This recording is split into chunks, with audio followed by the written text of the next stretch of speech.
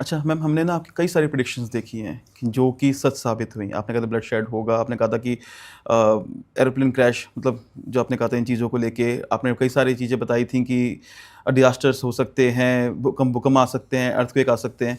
Ma'am मैं आपसे जानना चाहूँगा कि कोई 3 बड़ी प्रेडिक्शन आज हमारे पॉडकास्ट में करें जो आपने कहीं भी डिस्कस नहीं करी है।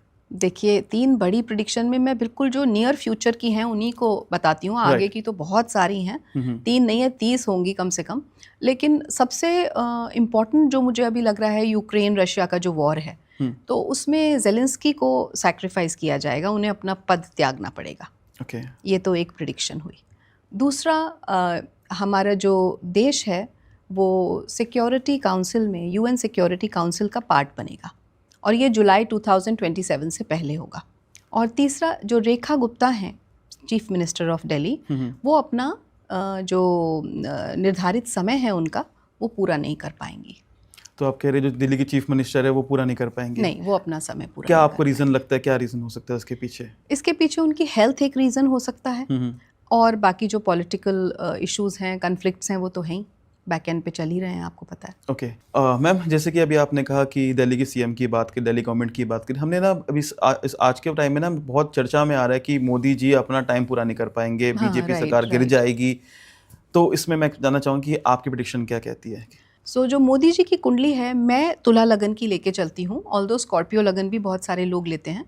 तो उनकी कुंडली में आप देखेंगे कि मंगल और चंद्रमा उनकी कुंडली के सेकंड हाउस में बैठे हुए हैं, जो कि एक मारक भाव है, और उनकी मंगल की दशा चल रही है। साथ में 12वें घर में केतु के साथ बहुत सारे प्लैनेट्स बैठे हैं, और चंद्रमा उनका अनुराधा नक्षत्र का है। ओके। तो ये सारी स्थितियां जो बताती हैं, प्लस उनका जो ताजिक के हिसाब से मैंने वार्षिक राशिफल बनाया, वो बताती हैं कि वो कुछ समय बाद, ये पीरियड उनके लिए बहुत चैलेंजिंग रहेगा।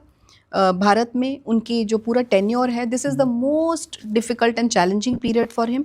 ऑल्दो वो इस सब से बहुत अच्छे तरीके से, बहुत ग्रेसफुली बाहर निकलेंगे, प्लस अपने टेन्योर को जब वो स्टेप डाउन करेंगे, विच इज़ अराउंड जून जुलाई 2027, उसके पहले ऐसा नहीं हो रहा है, तब तक वो रहेंगे और अपने नेतृत्व में देश को चलाएंगे, और जो ये परेशानी में हमारा देश आया है उससे बाहर भी निकालेंगे बहुत ग्रेसफुली, और वो बहुत सारे काम करके जाएंगे। ऐसा नहीं है, जैसा मैंने बोला, यूएन सिक्योरिटी काउंसिल में भारत का नाम हो जाना, ये एक बहुत बड़ी बात है।